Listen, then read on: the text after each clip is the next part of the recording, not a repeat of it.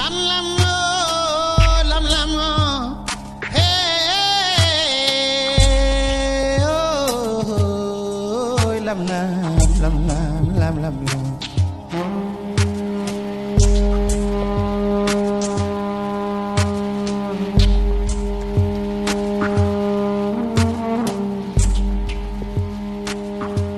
Assalamu alaikum bandiraɓe musidɓe tedduɓe yeɓoɓe ayago habride Sogui TV on taminama mone kala inde mum e yettode mum juurade e ñagade duwaw mone kala mon en calmini jinnaɓe men tedduɓe ñagadema yafuye yoɓe nelden duwaw kala sahano kewɗen wiide juurade khalifaɓe wonɓeɓe e wuuro wo foof noɓe potiri ha e puɗɗoɗen e khalifa o ceerno Aliou Thiam radiallahu taala anhu en ñaguimomo duwaw en mbimo yo Allah junno balle o e duusen ɗo e nder wuuro Sogui en jetti Allah subahanahu wa taala nde wonno mbiɗen neɗɗo ala ko wawno hoorema ko kala ko waɗana ko Allah waɗanimo ko Allah woni bawɗo bawnowo en keeɓiɗo hannde kadi artude e ndeɗo yewtere dossier découvert e nder Sogui TV e hannde oɗo ñalawma dimanche mboɗo adda noon baɗam hannde ko baɗam gadda moon machallah le président de la CEDRO kanko woni hoorejo fedde sukaɓe janggoɓe wonɓe ɗo école aji Togo si ha yetti université kanko woni Abou Moussa Djiggo ko ɓiɗɗo wuuro Soguinajo mo ganduɗa ɓe ko ɓi Balal Korer walla mbiyen ɓi Oumou Abdoulaye Korer hannde kanko noddumi ɗo e oɗo ñalawma dimanche gam yidde yewtodirde e bandiraɓeɓe e mbawen andude e humpitade holko gurdam étudiant ji no wayi e fedde nde hol darde noɓe daari gam wallude étudiant ji e aussi jeeyede kone ɓamta wuuro men wuuro Sogui ha yetti Sénégal fof no taari Abou Moussa Djiggo mi accuma salmina bandiraɓe foof e weltanadema hajuji ma hammuma foof gaccuɗa gam yidde tawtere ɗo e ndeɗo yewtere yidde haaldude bandiraɓe wuuro Sogui naɓe e ko taari foof donc calmina bandiraɓe garten e namde ko ɓoyani.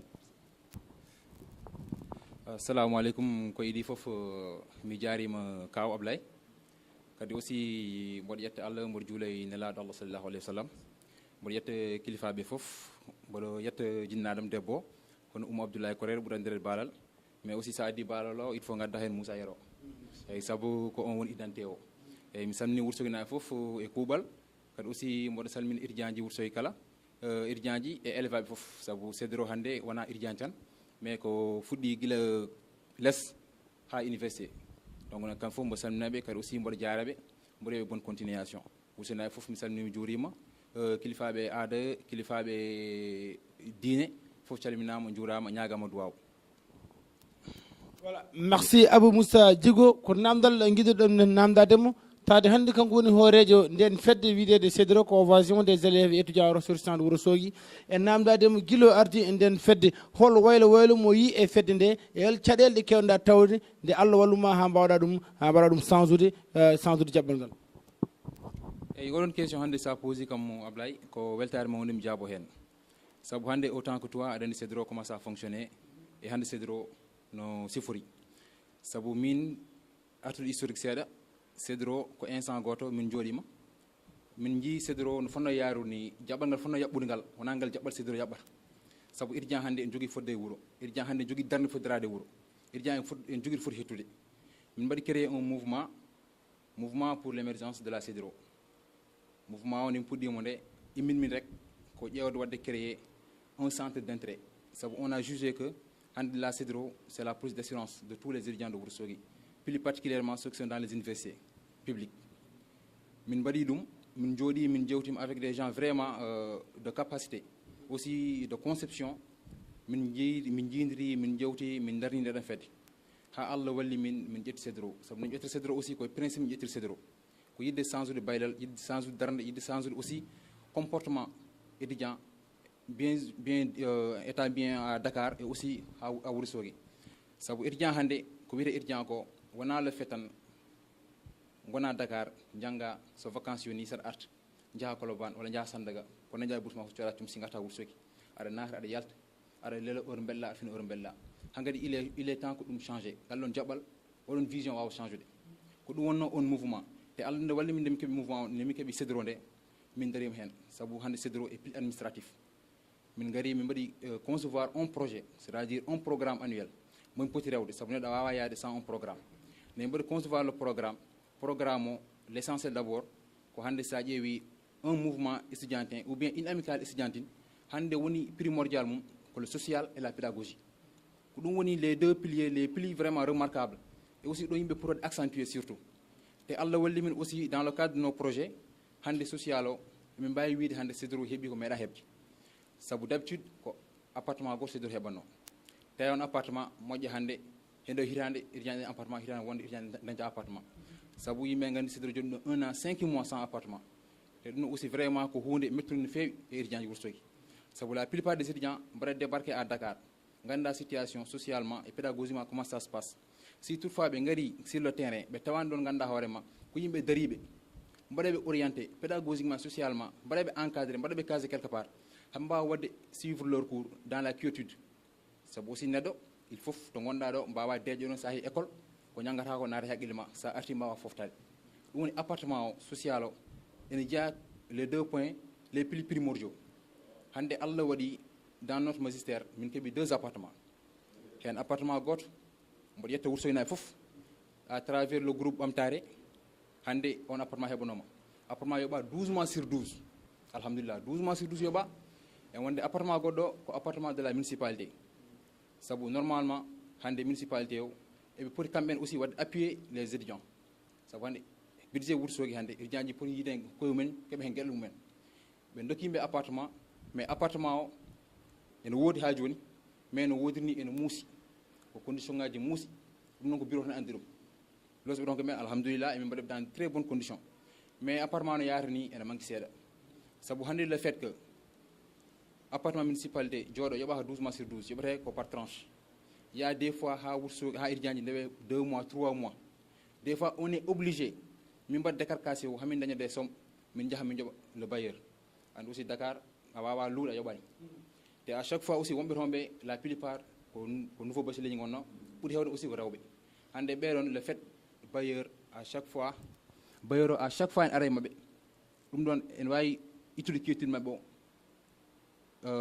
nemi gonirno ni haqqillaji mabɓe ndeƴata ɗo à chaque fois ko minen goni le relais c'est à dire le trait d'union entre le bailleur et la CEDRO à chaque fois ko minen jaaha toon min kalde bailleur o min jewdamo des fois sax min puntamo des fois min mbaɗamo promettre des choses ganduɗa hoorema weeɓani mais comme alhamdulillah à chaque fois emin jalti hen mais comme appartement o kam appartement municipalité o ha joni nimi jiiɗo yaara ni o yarani noon taw te ɗum ɗon han kadi fonno waɗede ko pérennisé so diwi social o aussi l'un des points les plus culminants hande d'une structure étudiantine hande c'est la pédagogie ɗum sah foti wonde base ɗum foti wonde pilier o te aussi cadre pédagogie o hande de CEDRO nemi jooɗi en tant que bureau aɗa andi hankadi l'orientation ça ne se passe pas comme ça se passait auparavant hankadi je peux dire que le bachelier c'est lui-même qui s'oriente à travers ses notes à travers les notes qu'il obtient au baccalauréat et aussi en classe de terminale Allah waɗi hankadi se ɓe mbaɗama orienté hankadi ceux qui sont orientés à l'université ou bien dans les écoles publiques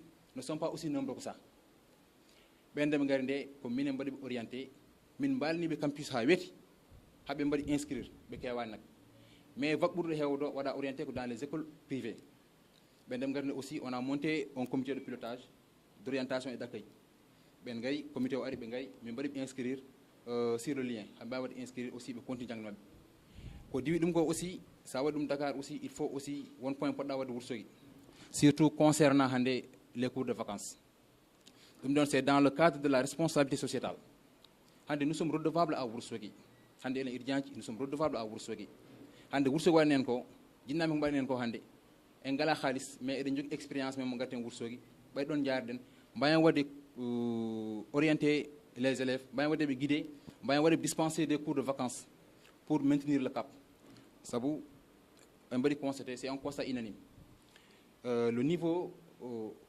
des élèves baisse de plus en plus hande l'exemple patent est là BFM et bac fof hande on dit ko yimɓe dañi hande e bachelier ji heewani ɗum noon aussi il faut municipalité o il faut les parents d'élèves il faut surtout la CEDRO hande mbawa okkodirde juuɗe ɓe ƴeewa hol plan moɓe tegata pour essayer davantage d'orienter les élèves de les guider durant les mois de vacances enfin so ɓe garti école udditi ɓe mbawa wurtade dans les salles de classe avec vraiment une tête quasi pleine. Voilà. Donc c'est très important le fait de soutenir ces enfants.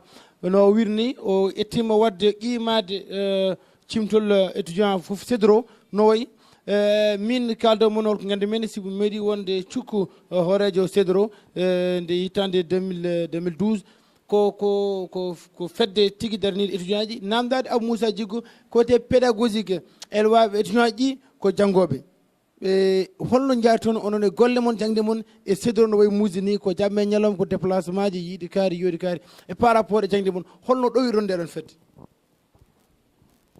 hey Ablaye on ko ganduɗa hen sabu tu as rappelé que vraiment tu as été dans le bureau de la CEDRO wona hunde wemde sabu neɗɗo mi sikku sa waɗ engagé o hunde il faut ganda hunde woni ha para min wona jogade mi temps tegam wadde engagé o CEDRO wona yiddemi wonde président tagi waddemi engagé o CEDRO kadi aussi kamɗo hande kala gonɗo e bureau CEDRO hande en andi vraiment ko fadi ɗum mi sikku neɗɗo sa waɗi préparé o davantage sa ari hunde ma andu no guirɗa ɗum sabu hande CEDRO surtout Wourossogui hande wonɗo tolni kal ƴettowo ko fate association surtout association étudiante hande il faut wooda ko joguiɗa il faut wooda expérience mo joguiɗa il faut kadi wooda aussi vision mo joguiɗa pour changer la donne hande ko on vision immini min ko on engouement immini min wona en weeɓi noon saabu min mi ala temps taw haalde gonga mais sa ƴetti engagement il faut respecter l'engagement jusqu'au bout hande min gaccat cours uji amen min gacca programme uji amen personnel pour le bien-être de l'étudiant soguien saabu ko engagement qu'on a vis-à-vis de la CEDRO il faut respecter l'engagement et le remplir pleinement et ande alhamdoulilah malgré tous les aléas quand même on a eu à relever le chapeau sabu hande surtout minen hande la plupart woni ko master car aussi que des gens qui sont vraiment matures et aussi qui sont conscients des conditions de vie que vivent les étudiants à Dakar. Pour améliorer, il faut garder quelqu'un qui connaît le milieu, qui a de l'expérience et aussi qui a le courage, qui a la détermination. Il y a une équipe mojo. Mais hande pouvoir hande CEDRO, bureau CEDRO tous ceux qui entourent vraiment le bureau de la CEDRO sont des gens qui sont engagés. Parce que nous aussi il faut une relève. Mi ƴetti même des nouveaux bacheliers min ngari min mbaɗi ɓe amen pour quand même wadde préparer minen CEDRO mi ƴetti pour 1 an on a sum ƴetti CEDRO pour monter remettre la CEDRO sur les rails sabu eɗen gandi CEDRO yigina instant goto natti waade comme no mouvement étudiant fonno waade ni ko heewi ko fadno CEDRO yaha CEDRO ko ɗum noon immini min jamma e ñalawma min kaɓi hamin keeɓi CEDRO te aussi min keeɓi CEDRO nde min gacci cours uji min gacci programme uji pour le bien-être de la CEDRO mbiyami nani ko kala ko jarɗa so bol altawma hen malgré tout cela sacrifice min mbaɗi o ɗum haydara bonnani jangda men sabu won tonoɗa e jangde han kadi kala ko jiɗɗa wadde aɗa wadde ɗum te aussi temps jangde si yonti mbaɗa temps jangde ma mi joɗima 2 mois en tant que étudiant de la en master 2 mois mi waɗani cours somi haalnima mais alhamdulillah sabu neɗɗo sa ƴetti hunde a yaren Allah kadi aussi aɗa pota koyɗe maɗe a jogui entourage moƴƴo tan a heɓa ɗo jiɗɗa heɓde ɗo ko kew mbide bureau de la CEDRO tout le monde est substituable certes je suis le président mais hande goto mo fof jogui expérience nawde CEDRO 100 millions hande kala men monkuɗo il faut e mbawa hawde à 100% mais kala mo arani goɗɗo wawi ɗum taddum te aussi ko noon yaari tous les postes substituts kala hande gonɗo en wawi wadde géré sabu ɗum noon ko cohésion momin mbaɗi créé hakkude amen ko kolodiral e wonde aussi yidde nemin jiiɗi CEDRO ɗum waɗi oɗon vision momin joguino koye on vision min jogui ha hande CEDRO wawi heeɓi ɗo heeɓi ɗo hande merci Abou Moussa Djigo bandiraɓe siftonorden ha joni gonɗen koye yewtere men yewtere mon dossier découvert nde jeeɓaton dimanche kala e oɗo waktu huccidde moon e etade addude ko no mbiɗon no mbinɗen ni kala saaha humpidde bandiraɓe ko kewi ɗo e wuuro e caggal wuuro ngo yimɓe fof mbawa hebde hen niveau goto d' information mbawa hebde hen nafoore no foti famɗude foof en calmini bandiraɓe fof no fotiri yeɓoɓe nde ɗo yewtere Lio Salel min calmini Abdourahmane Ly Thiouren ono fof min calmino min ñagon duwaw sibo conseil mon moƴƴi ɗi mbatton machallah Bocar Amadou Thiam mi salminima Abou Moussa Djigo garteten joni koye namdalla hakkude moon étudiant ji fof no potiti par ce que mbi étudiant wona UCAD wona université Cheikh Anta Diop de Dakar il y a UGB il y a Ziguinchor il y a Bambey il y a Thiès fof nan ɗon holno oɗon mbawno wadde faire ha keɓon une unification de tous les étudiants et toutes les étudiantes Et en guise de rappel, CEDRO, convention des élèves et étudiants ressortissants de Ourossogui. Ça veut dire l'instant où ressortissants de Ourossogui, avian UCAT, avian IGB, avian Ziguinchor, avian Bambey. Mais l'intégralité au cas là, c'est-à-dire l'ensemble des étudiants et élèves qui sont ressortissants de Ourossogui, c'est-à-dire qu'il y a Ourossogui. Maintenant aussi, nous avons un cadre politique ou bien projet CEDRO. Ça veut dire CEDRO aussi, en dehors des étudiants qui sont à Dakar, en plus de cela, les élèves, puisque mon élève, ça a un sigle pour élèves. Elle va beaucoup de d'où la nécessité de créer une commission, une cellule fille. Durant les vacances de Noël, non, les vacances de Pâques plutôt, il y a certains membres du bureau de la CEDRO attribués à Ourossogui. Et ils ont monté cette cellule fille. Cellule fille, c'est-à-dire que c'est comme un relais entre la CEDRO mère et les élèves qui sont ici à Ourossogui. D'où l'importance aussi de les initier. Ça vous rend le fait que subitement à Dakar, un changement brusque, ça peut créer pas mal d'aléas. Et nous avons influer au Haïti. Donc, ça va créer une cellule en parfaite collaboration avec la CEDRO mère. En tout ce qui se passe à travers les activités, à travers le programme même de la CEDRO de manière générale, nous avons un aperçu. Je vais préparer davantage. Django c'est Dakar. Chogo, je vais amortir. C'est-à-dire changement, ils étaient préparés à ça. Nous avons créé une commission cellule fille. Car aussi, elle va bien avoir des centres comme dans le programme de la CEDRO. On cellule au monde en Woti.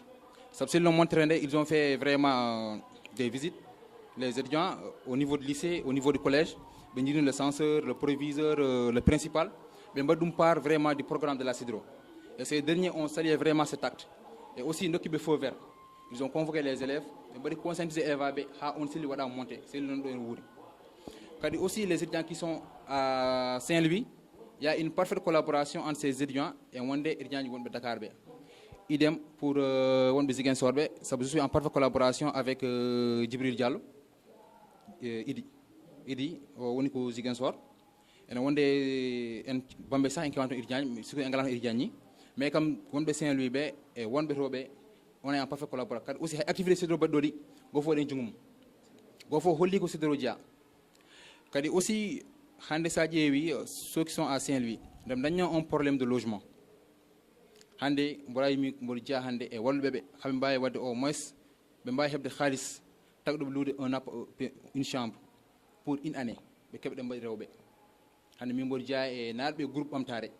Waton soulever ce problème, Mbad insister, Hambara accorder une 300 000 francs au Djungamre, Neldumib à travers Aliouba. Voilà, pour Hol Damarek, Hande CEDRO, c'est une homogénéité. Hande ko Ourossogui fof nden CEDRO. Voilà, c'est important. Donc, une association, la force de l'association, c'est l'unité, l'unification.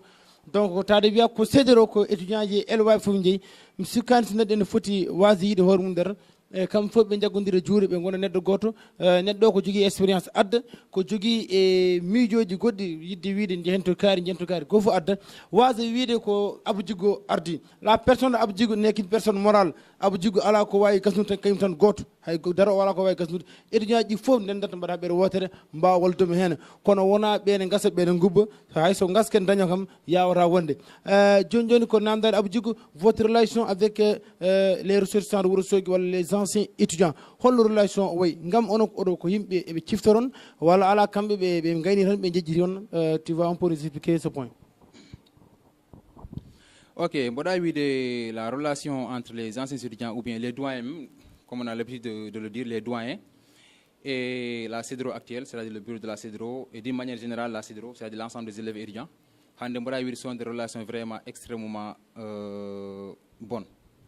Dans le cadre où nous avons avec les doyens, vers les doyens, nous avons soumettre le programme, nous avons conscientiser, nous avons aussi orienter.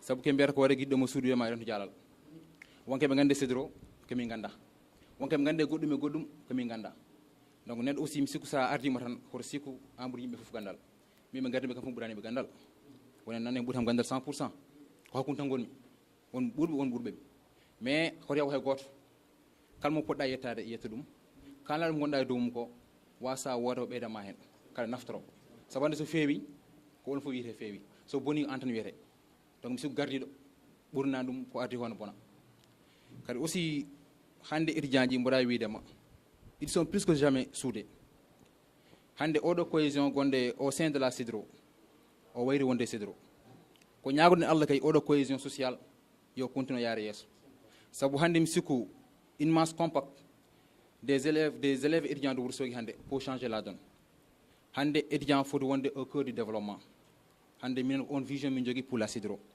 et aussi alhamdulillah on est en train de dérouler cette vision là à travers des gens qui sont engagés et aussi des orientations au-delà même hande e doyen du CEDRO mais hande e won certains jinnaɓe men hande je vais nommer par là Ousmane Sy, adjoint au maire, qui a toujours soutenu la CEDRO.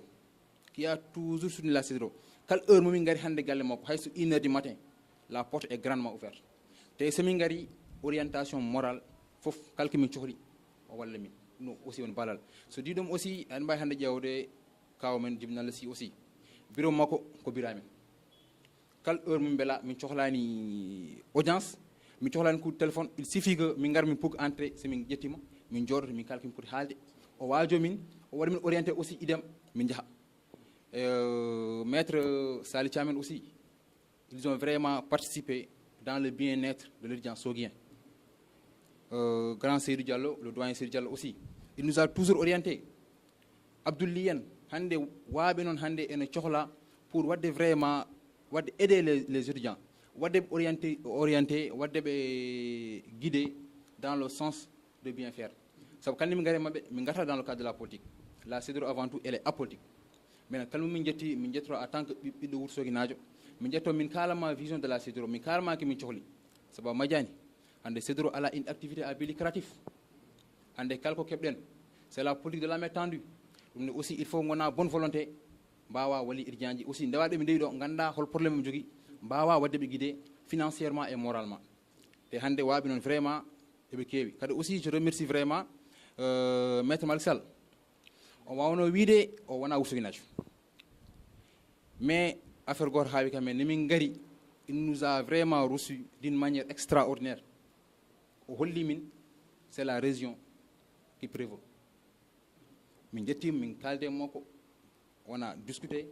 C'est un homme vraiment d'une capacité intellectuelle hors norme. Ça veut dire que mais quand même à travers une personne que j'estime beaucoup, Moussa Ndiaye, Abdoulaye Bayla Ndiaye, quand on facilité une rencontre avec Maître Roy Wande. Et un jour presque, jeudi, mais il nous a reçus. Nous avons échangé, nous avons guidé, orienté. Aussi, nous avons aussi vraiment pour y être.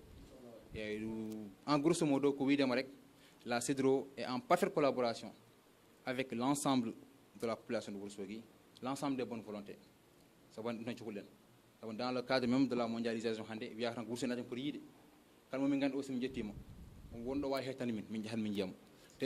aussi, cadre CEDRO, expliquer ce qu'est la CEDRO. Aussi, c'est un mouvement vraiment très bien déterminé, très bien organisé. Aussi, pour changer la donne, pour apporter le surplus aux étudiants de Ourossogui.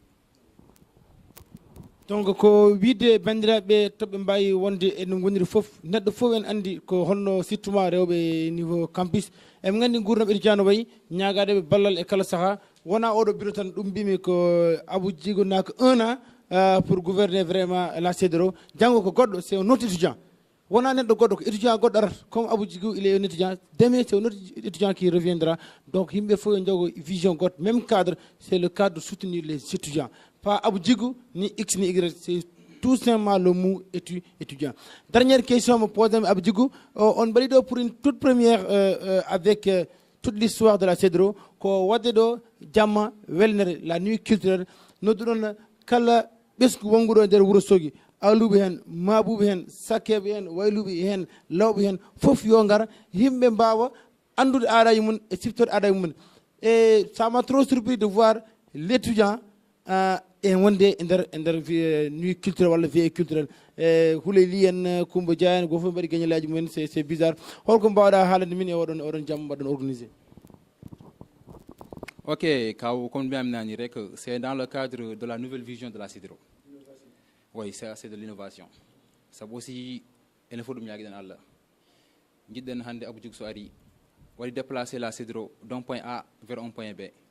Donc, on va déplacer vers un point C. On va CIDRO de dépasser. Nous avons Allah. Et aussi, il faut une vision pour nous jouer.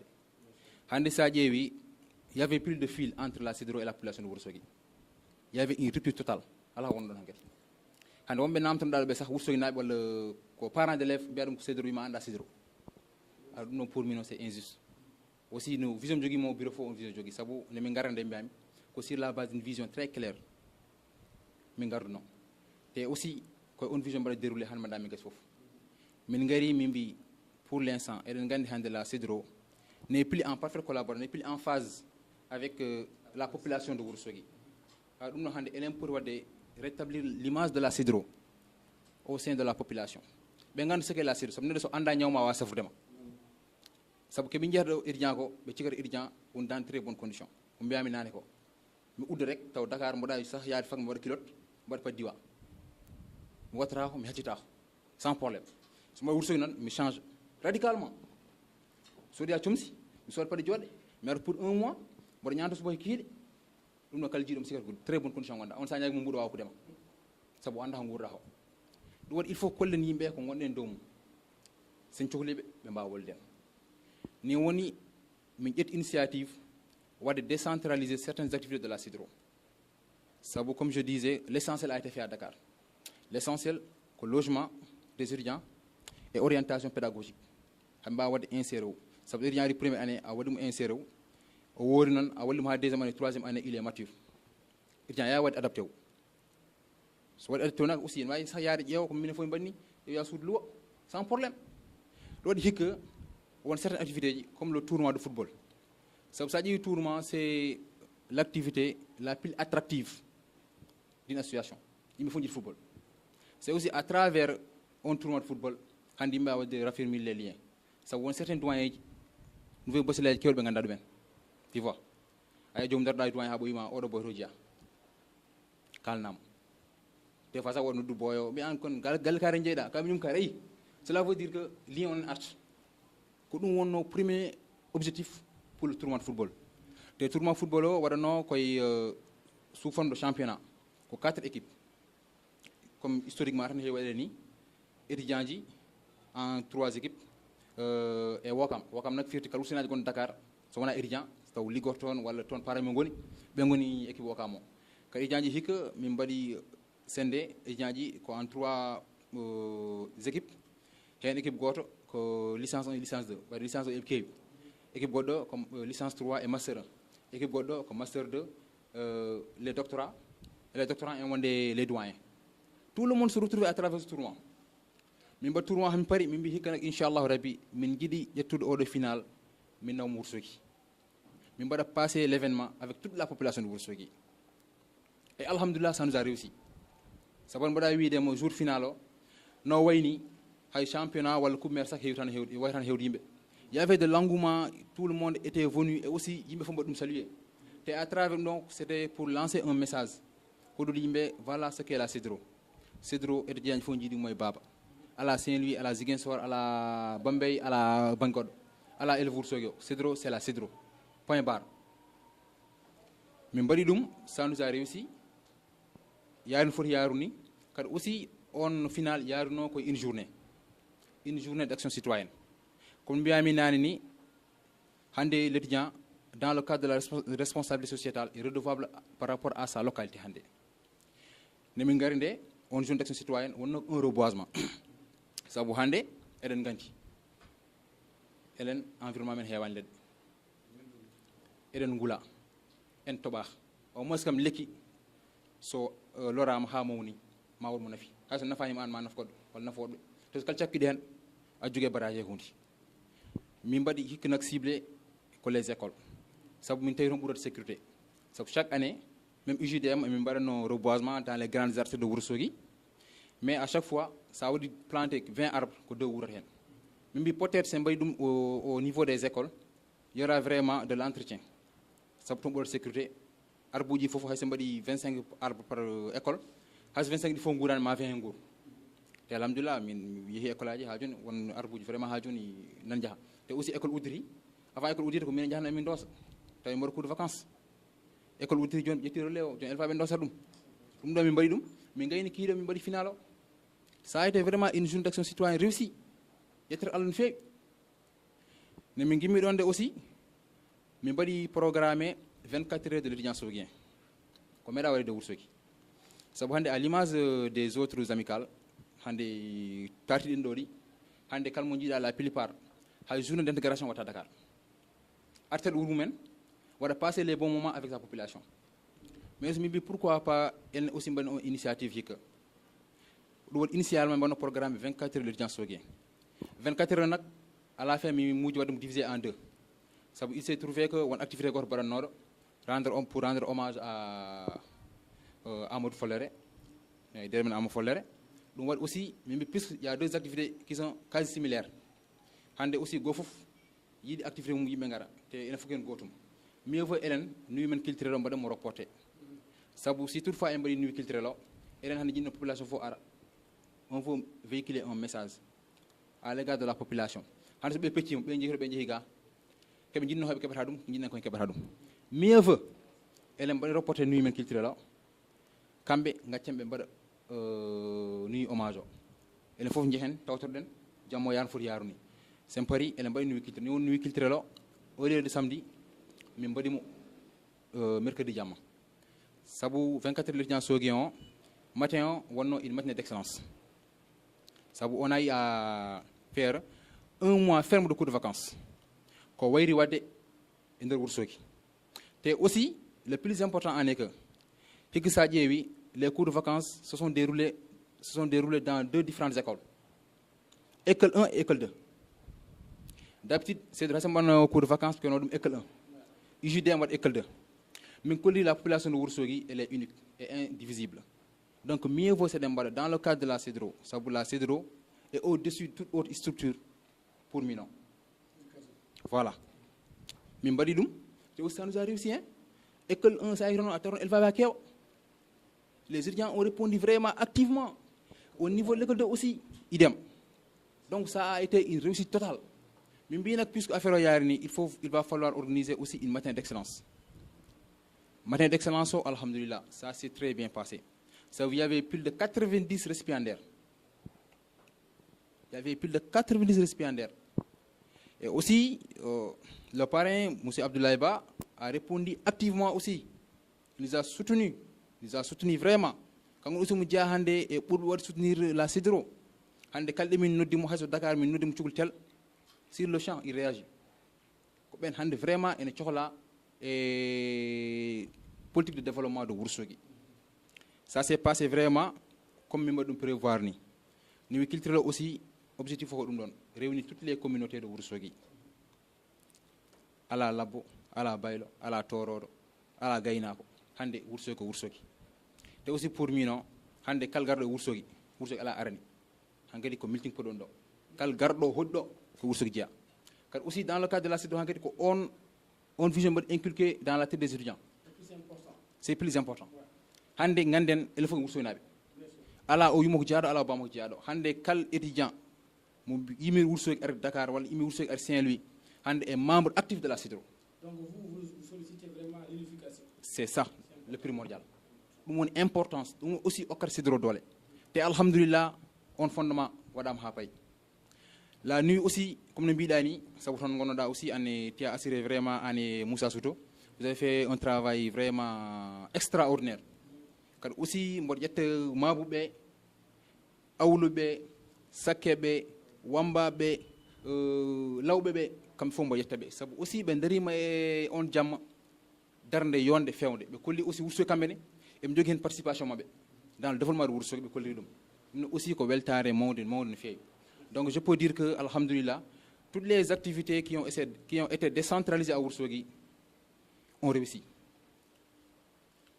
vraiment réussi. Aussi, ko faati hen ko sabu mi wino nane dans le cadre vraiment de développement de la politique de développement hande, surtout dans le cadre de la CEDRO, socialement irjanji e togli un soutien. Gonga Bamtare a fait un acte vraiment remarquable. La population Wourossogui à travers le groupe Bamtare a fait un acte à saluer. Et aussi il faut vraiment dire toute la population de Wourossogui. Mais aussi Emin Niagi hande en kaw adandi hande en termes d'effectifs Wourossogui buri irjanji dans toute la région de Matam. Ko jogdi hande irjanji ko ala hande localité jogi dum e do région de Matam. Mais nous aussi il faut wona atumen sabu no wayro juutirde élevage be daña socialement quelque chose comme un acquis. Bamtare ke bonno ho yo won tan kadi quelque chose à pérenniser sabu gonga mi hawri hen chance mo mi hawri hen boyidi aussi bir garo al okudum chance wa wadede pérenniser sabu hande hayso miñ an wonani dans les appartements de la CEDRO baade nanton wala ban nanton sabu hande Abou Djigo Lausanne dans les appartements de la CEDRO, Salikam le secrétaire Lausanne dans les appartements de la CEDRO, hay membre bureau de la CEDRO goto Lausanne dans les appartements. Appartement ji ko poti goto mbadi priorité pour les nouveaux bacheliers et les filles. Sabu hande be ngoni la couche la plus fragile. Ben hande il faut be mbade appuyer. Donc emin ñaagi olon population de Wourossogui fof yon nangu hen mballon CEDRO no dañir un appartement d'une manière pérenne. Taw chaque année e be gandi o appartement kambe jeey dum te won mo Wourossogui nabe so iwi don appartement goto nane Wourossogui hande aussi ko mbimi nane ko étudiant hande e be jogi guedal e budget Wourossogui saban min je ne peux pas concevoir le fait hande commune de Wourossogui ni jogo un problème d'appartement municipalité wadi octroyer un appartement wonando mais Allah andi appartement no wondi do ha joni sabu jusque là les étudiants peinent vraiment à payer les mois de location. Le maire, je l'interpelle à chaque fois. Quand on président CEDRO, on m'a dit que appelam, on m'a dit un message. Les législatives ardennes, on a compté, on a rencontré Mingari. Et il était la première personne à acquérir vraiment le programme de la CEDRO, le programme annuel de la CEDRO. Mingari, tout un programme aussi, Minkal, Mimbi, Hangar Minjidi. Le port de l'appartement soit vraiment un mauvais souvenir. Et dans le cadre de la politique de développement de Wourossogui, nous allons répondre présent. Ça pour nous devoir amener.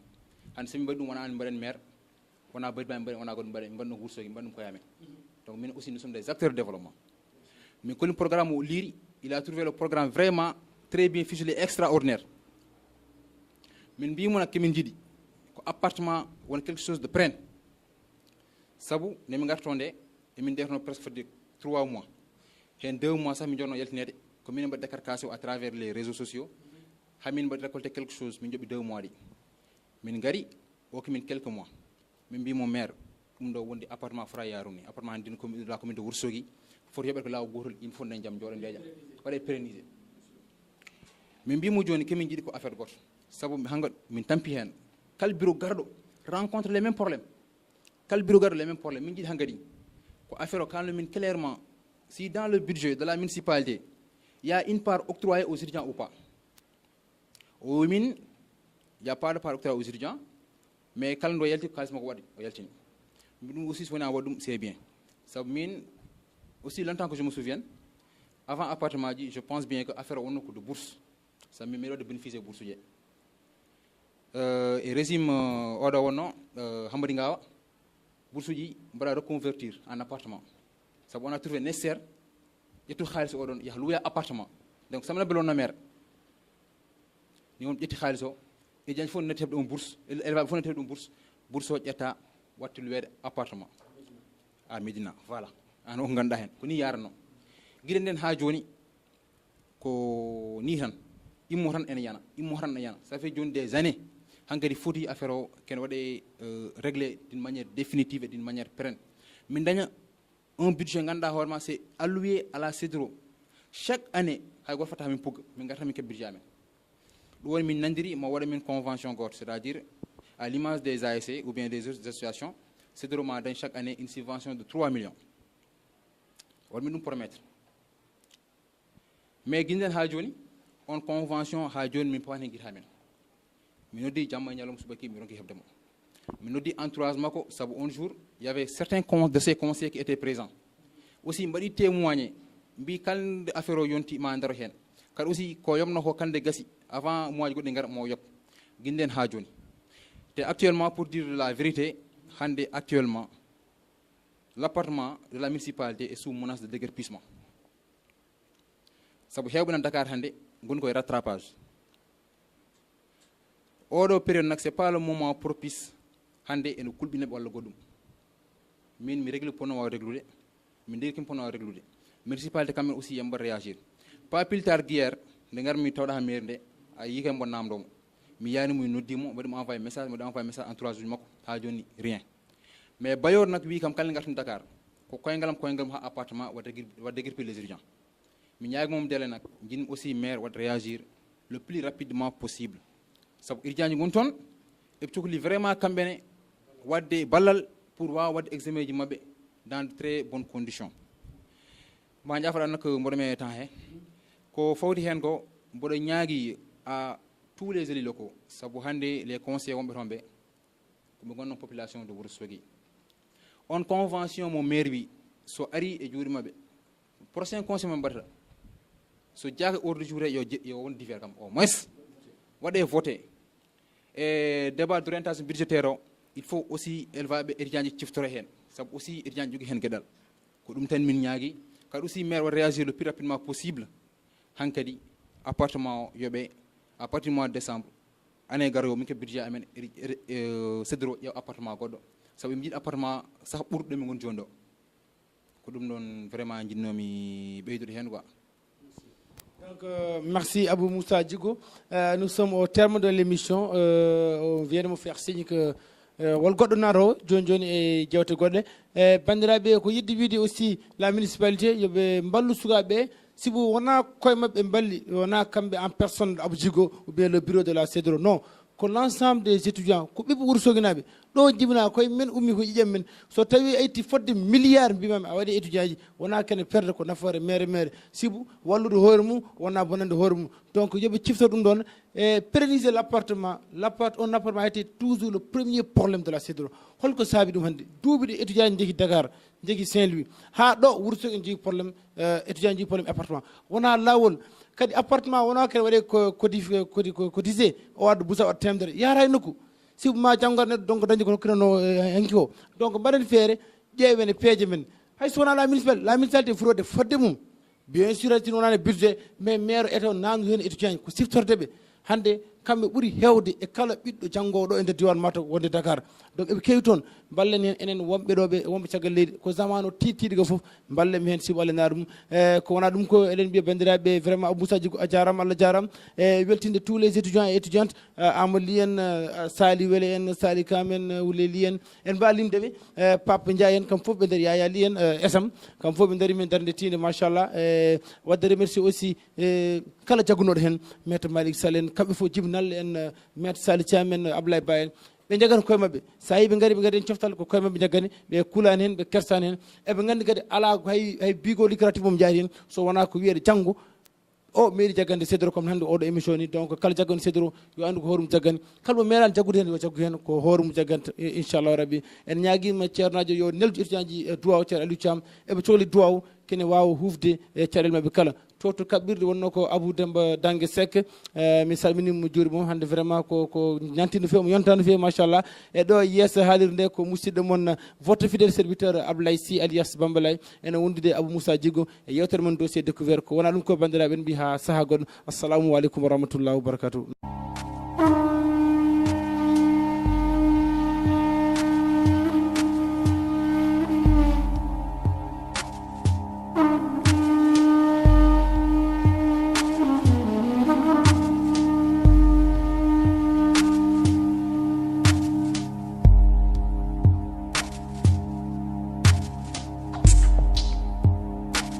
Lam